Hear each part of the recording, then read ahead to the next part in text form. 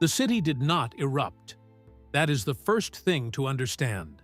There were no riots, no uprising, no columns of smoke rising above the temple walls, no soldiers in the streets with drawn swords, no crowds overturning market stalls, no mothers pulling children inside and bolting the doors against chaos.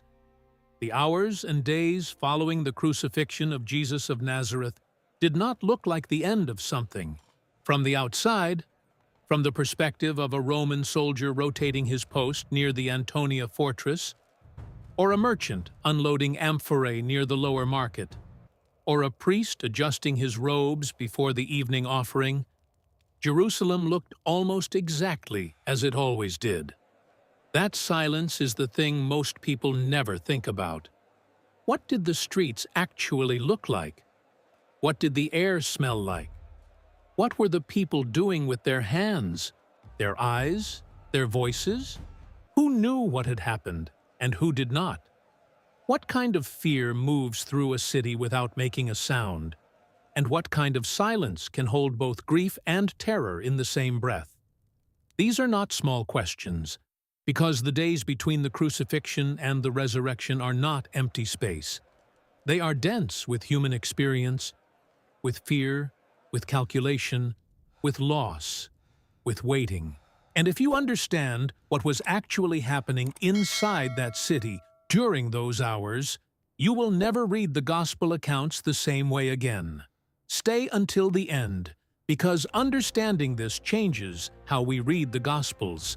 If this kind of deep historical excavation of the biblical world matters to you, the kind that makes Scripture feel less like ancient text and more like lived memory, consider subscribing to this channel. Every week, we walk back into that world together, one cobblestone at a time. Jerusalem in the spring of 33 AD was not a quiet city by nature.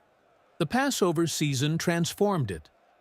Josephus, the first-century Jewish historian, records population estimates that, even conservatively interpreted, suggest the city swelled to several times its normal size during the festival weeks. Pilgrims arrived from every corner of the diaspora, from Egypt, from Babylon, from Rome itself. They came speaking different dialects of Aramaic, Greek-inflected Hebrew, the rough Latin of Jewish traders who had spent years in the West. They slept in tents outside the walls, in the courtyards of relatives, in the shared rooms of inns that had been booked for months in advance. The streets of the upper city, where the wealthier priestly families and merchants lived, were paved with large limestone slabs, some still visible today beneath archaeological excavation sites. The lower city, and the dense residential quarters that spread south toward the Pool of Siloam, were a tighter geometry. Narrow lanes, walls of sun-dried mud brick and roughly cut stone, doorways low enough that most adults had to angle their shoulders slightly to enter. The smell in these quarters, especially in the heat of a spring afternoon, was layered. Charcoal from cooking fires, animal dung from the donkeys and oxen used for transport, the sharp mineral scent of freshly cut limestone coming from somewhere always, because Jerusalem was always being built.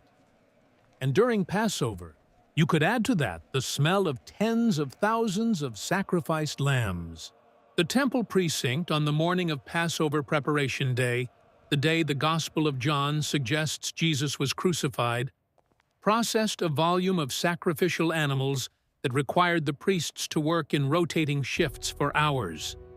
The blood ran in channels beneath the altar, diverted through drainage systems that emptied outside the city walls.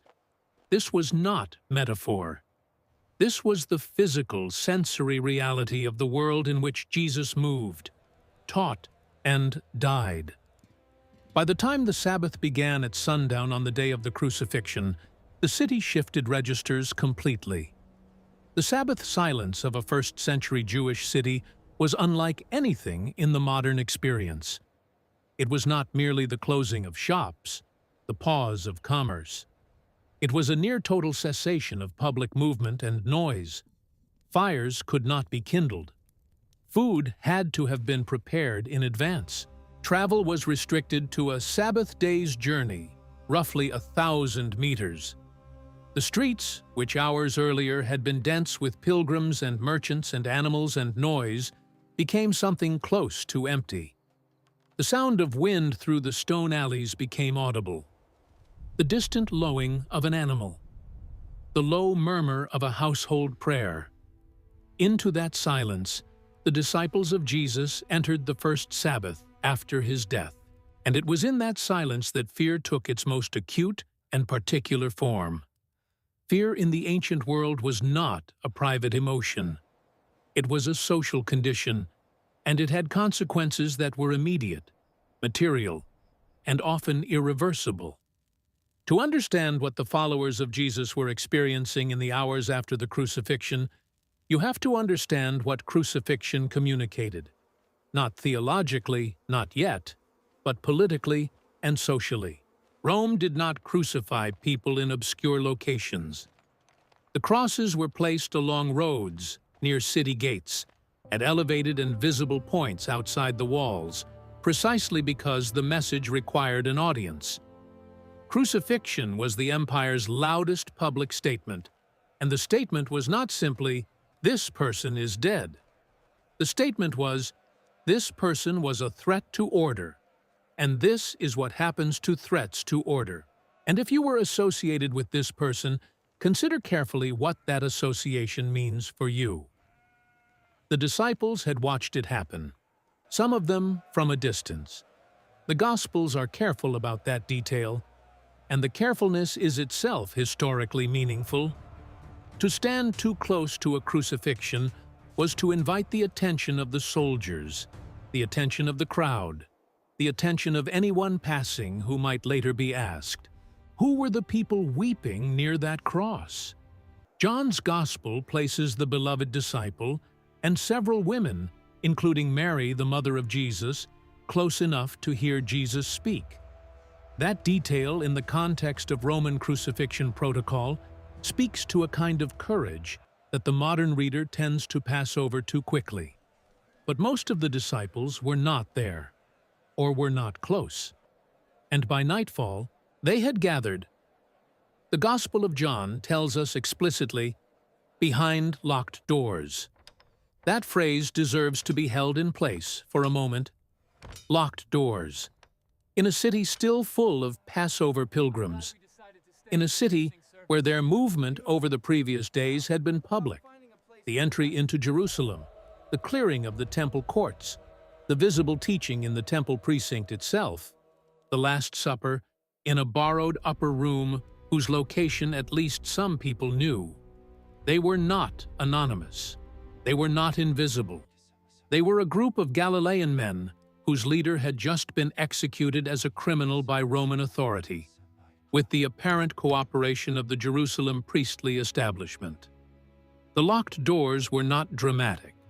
They were rational. Consider the specific texture of that fear. It was not the fear of a sudden attack, a mob breaking through the door, soldiers arriving with torches. It was something slower and more corrosive than that. It was the fear of denunciation.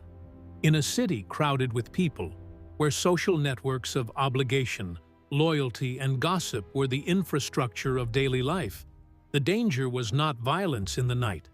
The danger was a word spoken in the wrong ear, a neighbor who had seen too much, a servant who knew which house they were staying in, an acquaintance of Judas, and Judas had been one of them, had eaten at the same tables, had known all the same people, who might now wonder whether cooperation with the authorities carried any reward.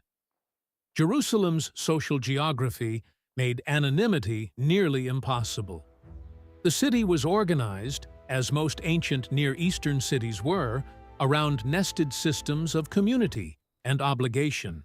The smallest unit was the household, the Beit Av, the father's house, which included not just the nuclear family, but extended kin, servants, and, in wealthier households, clients and dependents. Above that sat the neighborhood, which in Jerusalem often corresponded to professional guilds or regional origins.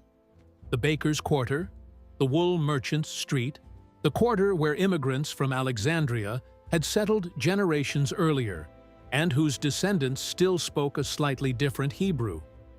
Above that sat the broader webs of synagogue community, priestly division, and Pharisaic or Essene association. In this world, a person was always known, always locatable, always identifiable by their accent, their dress, their known associations. The Galilean accent of Peter had already surfaced once that night.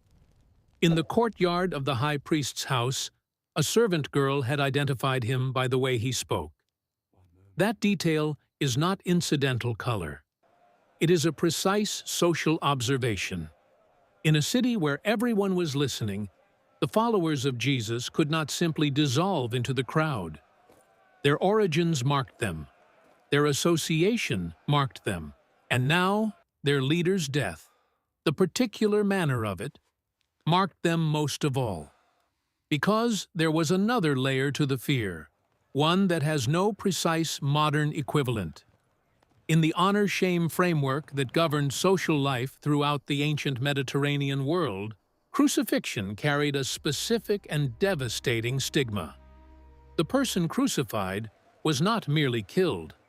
They were publicly shamed, stripped, exposed, displayed, rendered as an object of spectacle and contempt. In a world where the honor of a person extended to the honor of everyone associated with them, family, disciples, patrons, followers, the crucifixion of a teacher reflected downward onto every person who had called that teacher Lord. It did not merely end his life.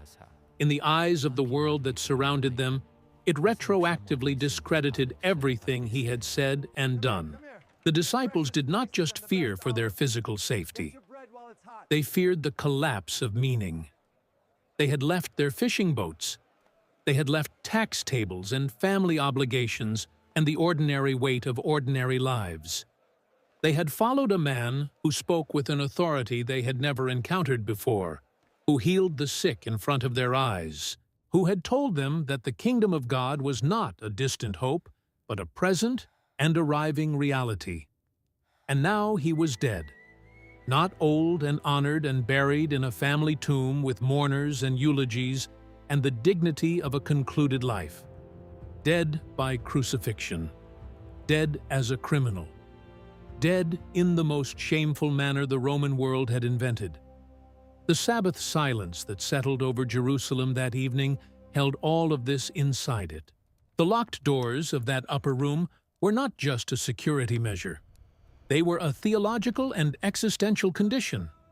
The people inside them were not simply hiding from soldiers. They were sitting with the wreckage of a story they had believed completely, in a city that had no idea what it had just done, surrounded by the continuing indifferent noise of Passover. The prayers, the meals, the lambs, the pilgrims, as if nothing at all had changed. Here is a detail that almost never appears in sermons or devotional reflections about the days following the crucifixion, and it is one of the most historically significant details of the entire account. Most of Jerusalem did not know who Jesus of Nazareth was. This requires some unpacking, because it runs against the instinct of anyone who has grown up reading the Gospels as the central narrative of that world. From inside the Gospel accounts, Jesus feels like the organizing figure of the entire city. The crowds pressing around him, the Pharisees watching him, the high priest convening emergency councils because of him. And all of that is true. But Jerusalem during Passover week held somewhere between 200,000 and 500,000 people, depending on which ancient source you weight most heavily. The number of people who had personally seen Jesus teach, or watched him enter the city on the first day of the week, or witnessed the clearing of the temple courts, was a fraction of that total. A significant fraction, perhaps, but a fraction. The pilgrims who had arrived from Babylon, from Alexandria, From the Jewish communities of Asia Minor, many of them had never heard his name. The merchants in the lower market, whose entire mental energy during Passover week was consumed by inventory, pricing, and the logistics of feeding tens of thousands of extra mouths. They were not watching the movements of a Galilean teacher. The Roman soldiers rotating their patrols along the walls and through the streets were watching for disorder, for the flash points of political violence that Rome had learned to expect during Jewish festival seasons. One more execution among the several that Pilate had authorized that week was not a memorable event for most of them. This is not cynicism. This is the texture of history. The crucifixion that shattered the world of 12 disciples and a circle of devoted followers was, from the perspective of the wider city, a minor event on the outer edge of a very busy week. And that gap between the enormity of what had happened to those who loved Jesus and the complete unawareness of the thousands surrounding them is part of what made the following hours so strange and so particular. Grief normally has a social architecture. When someone dies, especially a public figure, a teacher, a person of consequence, the community gathers. There are rituals, the tearing of garments, the sitting Shiva, the formal lament, the neighbors arriving with food, the public acknowledgement of loss. First-century Jewish mourning practice was communal in a deep and structured sense. It was not something you did alone behind a locked door, but the disciples could not mourn publicly. They could not sit Shiva in the open courtyard of a Jerusalem house, receiving visitors, accepting condolences, being seen. Public mourning for a crucified man would have been its own kind of declaration, a statement of loyalty to someone the authorities had just classified as a threat. And so their grief had nowhere to go. It accumulated in that room without the release that ritual normally provides. Meanwhile, the city outside the locked door continued its rhythms. The Sabbath morning would have brought the distinctive quiet of the first day of rest after the main Passover observance. In the wealthier households, the previous day's prepared food was laid out without fire or effort. In the poorer quarters, the meals were simpler.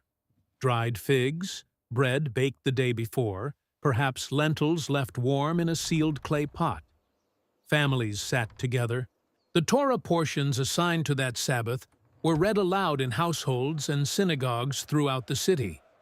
The ancient cadences of text-filling rooms made of the same stone that Jesus had walked past 3 days earlier. In the temple, the daily offering continued. It had to. The temple never stopped.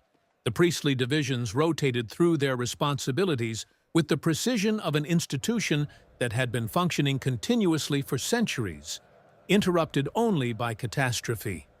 On a normal Passover Sabbath, the temple precinct would have been filled with worshippers for the morning prayer. The Levitical singers took their positions on the steps. The incense offering was made. The fire on the altar was maintained. The machinery of Israel's covenant relationship with God moved forward on its appointed track, as it had every day, as it would, though no one present knew this, for only another 37 years before the Romans would dismantle it entirely. The chief priests and Pharisees, Matthew's Gospel tells us, did something unusual that Sabbath morning. They went to Pilate. This detail is extraordinary when you hold it against the background of what we know about Sabbath observance. These were men whose religious identity was inseparable from the meticulous keeping of the law, including the Sabbath restrictions. To travel to the Praetorium, the Roman governor's residence, the administrative heart of Roman authority in Jerusalem, a space that was, by definition, Gentile, and therefore ritually impure in ways that would have complicated their Passover observance, on the Sabbath itself, suggests a level of urgency that overrode their normal practice. What they asked for was a guard posted at the tomb. The reason they gave Pilate was calculated and revealing. They were worried that the disciples would come and steal the body, and then claim that Jesus had risen from the dead. Matthew records their exact words as a reference to what Jesus himself had said. That deceiver said, "While he was still alive, after 3 days, I will rise." They were not dismissing the possibility carelessly.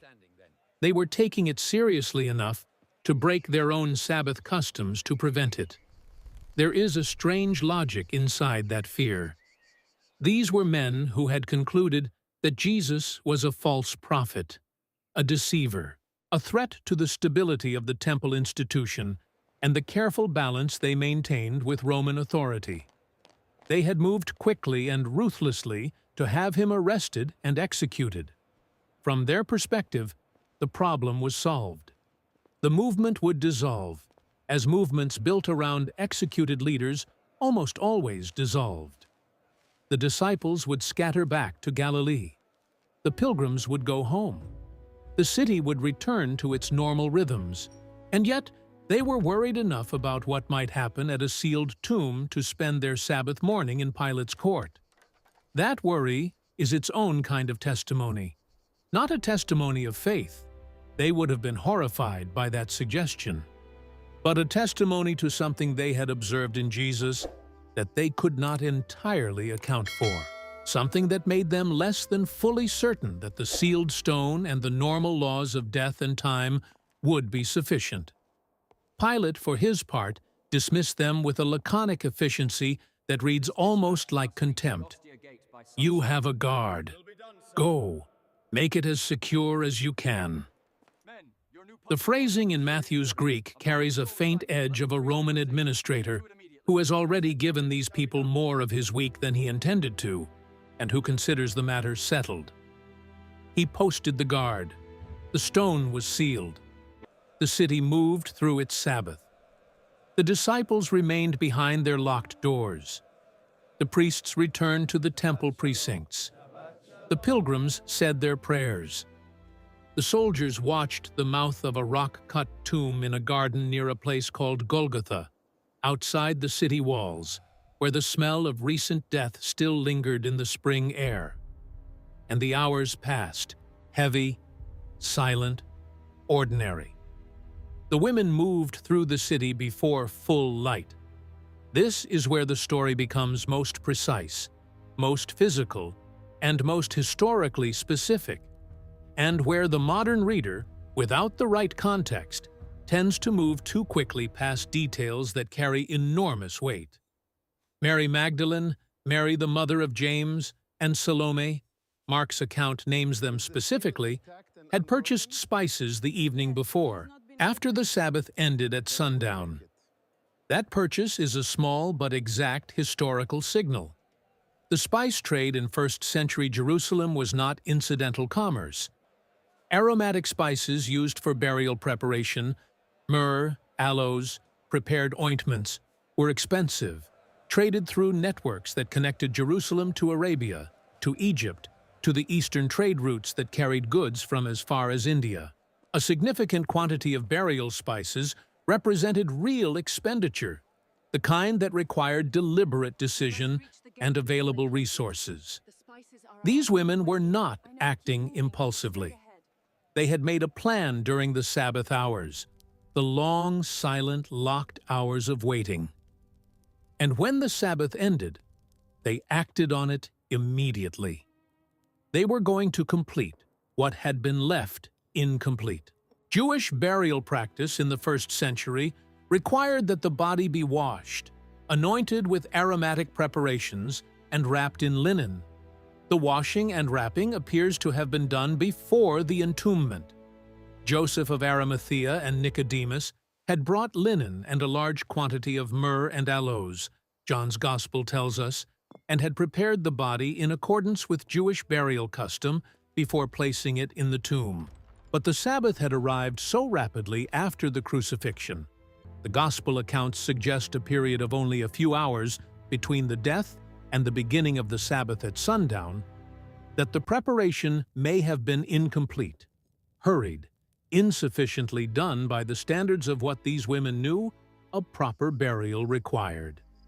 They were going back to finish caring for a body. That was the frame inside which they were operating. Not hope, not expectation of anything other than grief and the physical work of final tenderness. The question they were asking each other as they walked, Mark records it explicitly, was entirely practical. Who would roll the stone away from the entrance of the tomb for them? The stone was large. They were women, without the physical strength to move it alone. They needed help, and they were apparently walking toward the tomb without having fully resolved how they were going to get inside. That question, who will roll away the stone for us, is one of the most humanly precise moments in all of the resurrection accounts. It is not the question of people who are expecting a miracle. It is the question of people who are focused entirely on the immediate, material obstacle between them and the work they have come to do. It sounds like every moment any of us has walked toward a difficult task while still worrying about the logistics of getting through the door. The city around them was beginning to stir. The first light in Jerusalem in early April arrives slowly. The limestone hills to the east catch it first, the color shifting from gray-blue to a warm pale ochre as the sun lifts above the ridgeline. The streets at that hour were not empty. The city's working poor rose with the light or before it. Bakers had been awake since deep in the night, their ovens lit in the pre-dawn darkness so that bread would be ready when the markets opened. Water carriers had already begun their work, filling large clay jars at the public cisterns and the pools fed by the Siloam Channel, then carrying them on wooden frames or on their heads through the narrow lanes to households that would need water for the morning meal. A city of tens of thousands of people required a staggering daily volume of water, and its transport was entirely human and animal labor. The women would have passed through these early morning rhythms, the smell of baking bread, the sound of water sloshing in clay containers, the low voices of men beginning their working day, carrying their spice jars, moving toward the garden outside the city walls where the tomb was located.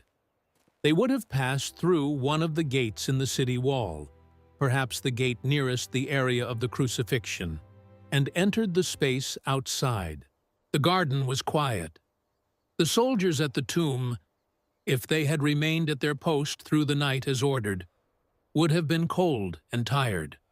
The particular exhausted alertness of men who have spent the night watching a stone in a garden where nothing happened. What they found when they arrived is recorded with a restraint in the gospel accounts that is itself historically interesting. The stone had already been moved. Not moved in the way you would move a stone to allow entrance. Rolled slightly to the side, creating a gap. Moved entirely.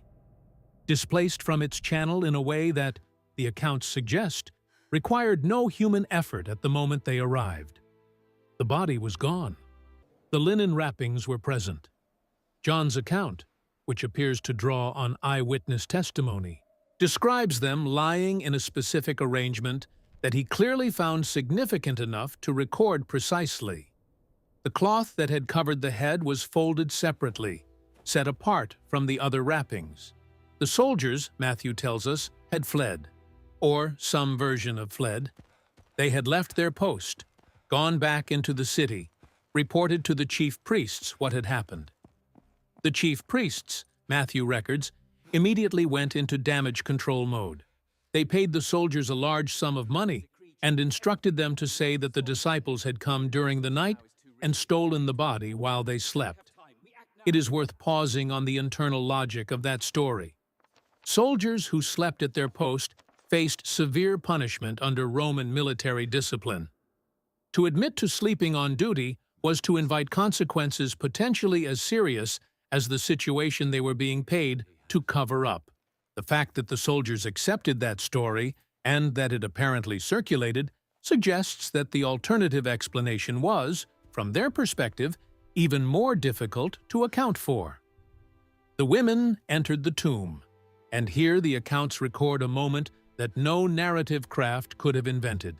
because invented accounts of the supernatural tend toward the overwhelming. Light, thunder, the collapse of the observer into awe. What the women experienced, according to the gospel accounts, was something far stranger and more disorienting than awe. It was confusion. It was terror of a specific kind.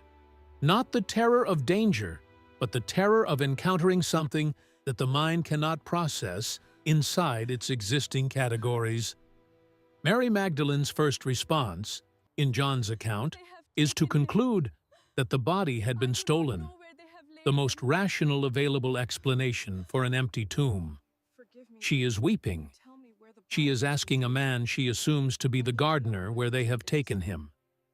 She is operating entirely inside the framework of loss, inside the expectation of death, inside the logic of a world where bodies stay in tombs, until she hears her name.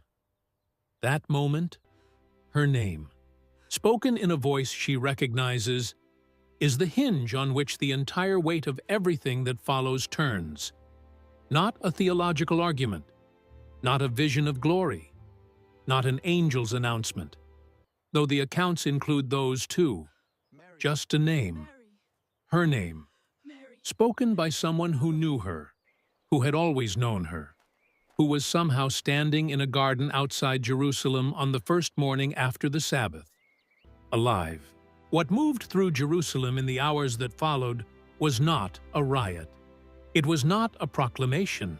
It was a whisper moving through the networks of people who had known him, the locked room where the disciples waited, the roads leading out of the city where 2 followers were already walking toward Emmaus in grief, the scattered network of women and men who had followed Jesus from Galilee and were now navigating the impossible geometry of what they were being told. The city did not stop. The bakers kept baking. The water carriers kept carrying. The temple continued its offerings. The pilgrims who had not known his name continued not knowing it. The stones of the streets of Jerusalem, worn smooth by decades of feet, received the footsteps of the first witnesses of the resurrection, the same way they received every other footstep. Without distinction, without ceremony, without any outward sign that the structure of everything had just shifted beneath them. That is the deepest historical truth of those first hours. The resurrection did not announce itself to Jerusalem. It announced itself to the people who had loved him. It moved first through grief, through confusion, through the specific and personal register of a name spoken by a familiar voice in a garden at dawn. It began not with power, but with recognition, not with triumph, but with the quiet, devastating, world-remaking experience of discovering that the story was not over, that the teacher they had followed into Jerusalem was not, after all, contained by what Rome and death could do, and that the locked doors they were hiding behind, the locked doors of fear, of shame, of shattered expectation, were about to be walked through, as if they were not there at all.